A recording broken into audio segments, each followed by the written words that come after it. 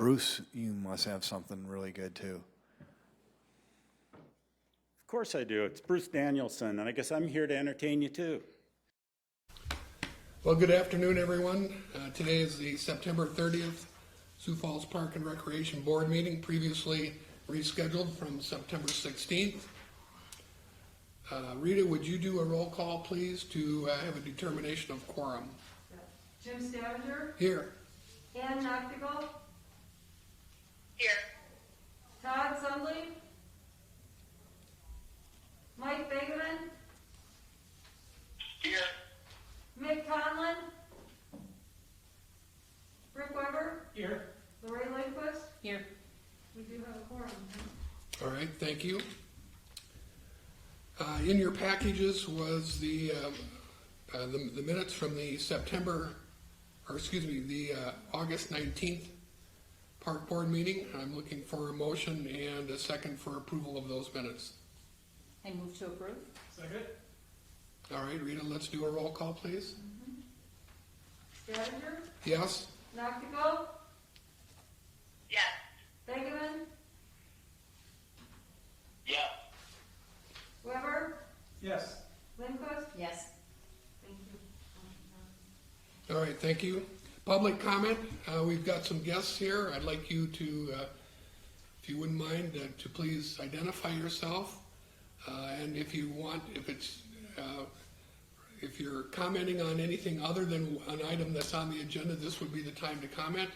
Otherwise, if you're going to comment on an agenda item, we'll wait till that agenda item and give you the opportunity to share at that time. So let's just go around the horn.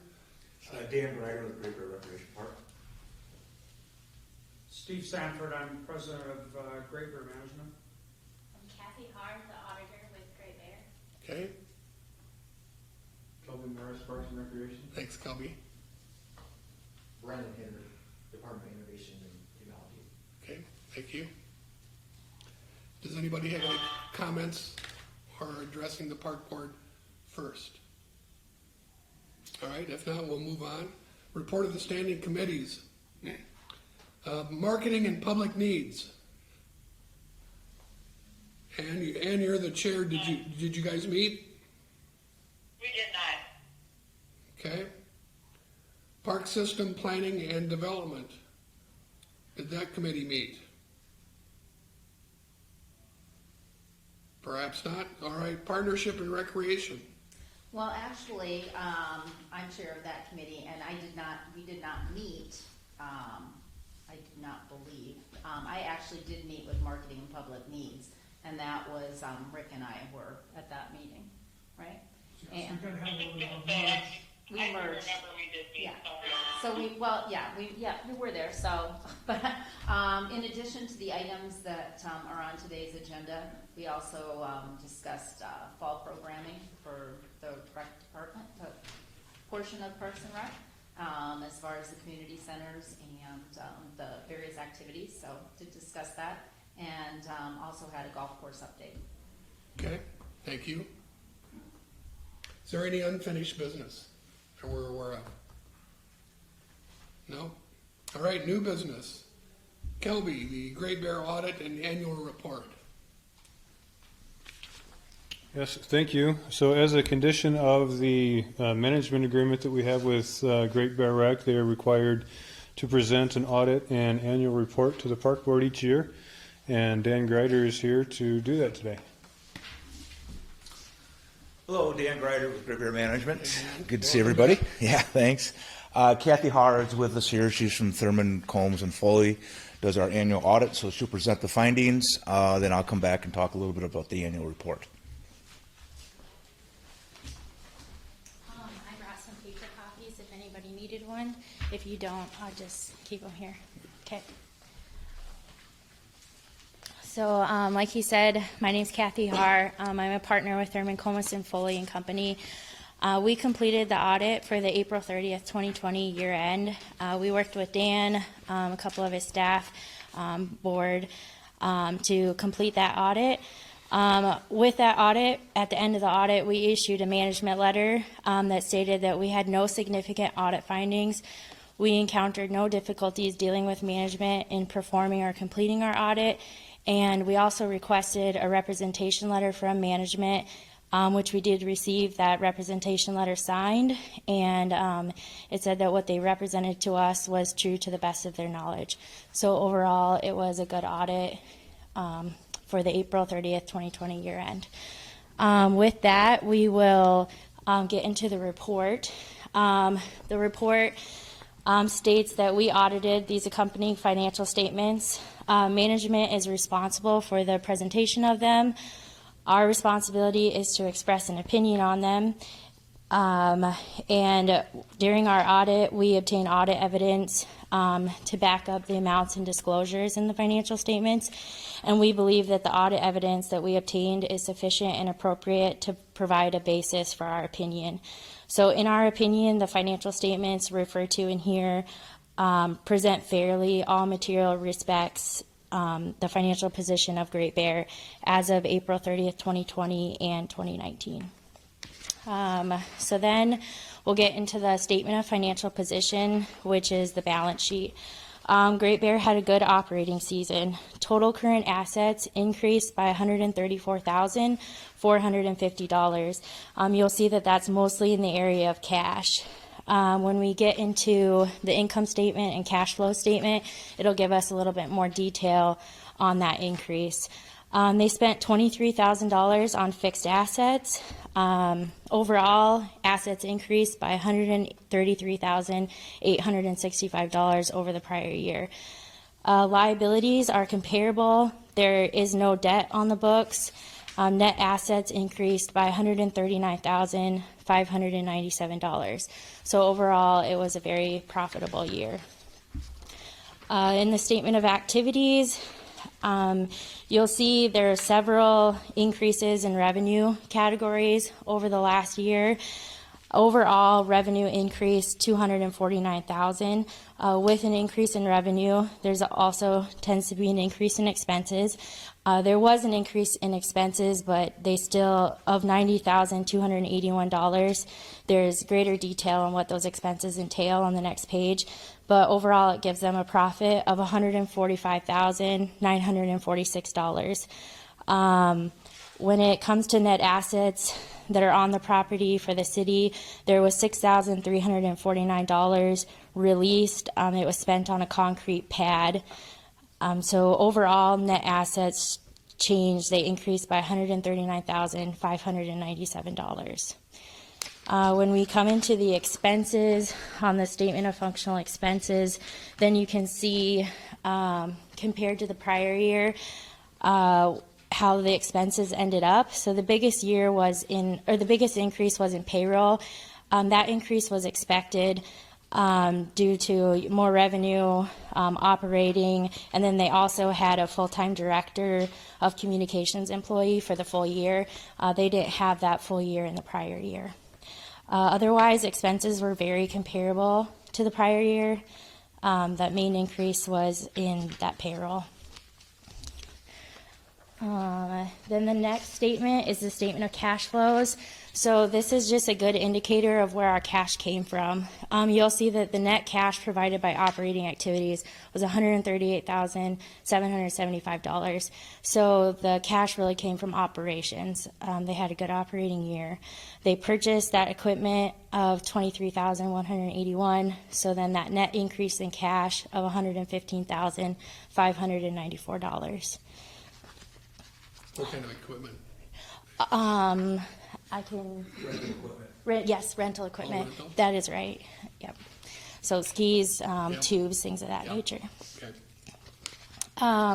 When we get into the notes, Can I ask one? yeah, absolutely. Are you guys on a kind of a regular schedule on that, Dan? Yeah, what I try to do is retire about 25%. Oh, I'm sorry, yeah. Sorry. Yeah, we retire about 25% of our rental inventory every This is year. an expense that's It's just every year. every year. of Yeah, some and sort. depending on how our season went, it might vary a little How bit. much gets beat up. Right. So, but that's what we do every year. Okay. And what's the useful life typically? Well, if we can get 4 years out of a set of skis or a snowboard, that's pretty good. The equipment's getting better and better, so it does last longer. but still, you know, it's got to be a good product, and technology changes as well. So And then when you're done with it at the end of 4 years, is there anything that's so beat up that it's nobody wants it, or? it's great for ice houses. So, Thank you. yep. What he said is, it indicates what we see in the audit too, that we put a 5-year life on it, and then when it's done, it's usually junked, so. So with these notes, the basis of presentation, it's on the accrual basis, which is accounting in accordance with U.S. generally accepted accounting principles. It's what you want to see. Use of estimates, there are estimates in this financial statement. Depreciation is an estimate, just an example of one. Cash is usually a maturity of 3 months or less. It's in a checking account or savings account. Accounts receivable, management has determined that all accounts receivable are collectible and that no allowance was necessary. Really, they don't have much for accounts receivable. Inventory, it's valued at cost, first in, first out. With inventory, it's not a whole lot either. It's like beverage, some food, things like that. Property and equipment, anything over $2,500 will be capitalized.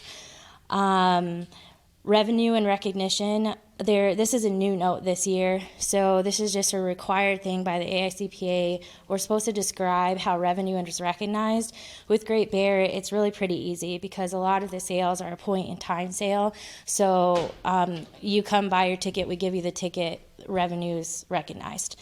The events are maybe when there can be a little bit of lag time, but the revenue is recognized when the event occurs. Income taxes, they're a nonprofit organization. They don't have to pay income tax, but they do file a 990T for weddings and some advertising event expense or event income that they do receive. Accounting standards adopted, just again, that revenue adoption, we made that adoption, but that adoption had no significant effect on these financials. The way they were recording revenue before is the same way we're recording it now. These were evaluated through June 30th, 2020. That is when we were completed with our audit. The organization has an agreement with the City of Sioux Falls to operate and manage a year-round recreational facility for public use. All assets listed on the statement of financial position are used for and are a result of the management and operations of the recreational facility managed on behalf of the City of Sioux Falls. And so because of that, all assets are considered donor restricted. So assets of the City of Sioux Falls. The management agreement, you have an agreement, they have an agreement with you. It expires on April 30th, 2023. Special projects funds, they receive contributions from the Sioux Falls Area Community Foundation. They've been getting this every year about. So the organization received approximately $47,300 this year. Last year they received $47,000, so comparable. Notes payable, there is a line of credit that's available to them in the amount of $150,000, but that was not drawn upon. Operating leases, there's only one out there. It's for some lockers, $37.50 a year. It's pretty immaterial. Liquidation and availability of financial assets. This was a new note last year that we had talked about.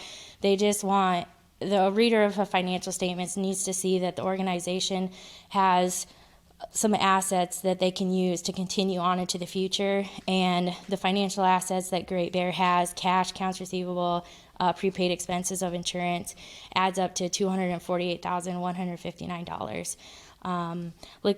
Litigation, the organization can face various claims and legal actions in the normal course of their activities. This is carried over from 2017-2018 winter season. Their liability insurance carrier is defending these claims, and they don't expect to have a material adverse effect on the organization's financial position. Subsequent events, I have to put this on all financial statements that were issued after March. There's that we don't know the impact of COVID-19 on the organization's operational and financial performance. It will depend on certain developments in the future. Other than that, we also issue an internal control letter, and this is similar to every year. They just have segregation of duties in an organization that's particularly small is hard to do. So that's just something to always keep in mind. And then we help prepare these financial statements. If you have any questions, let me know. Otherwise, that concludes my audit. Any questions? Thank you. Thank you.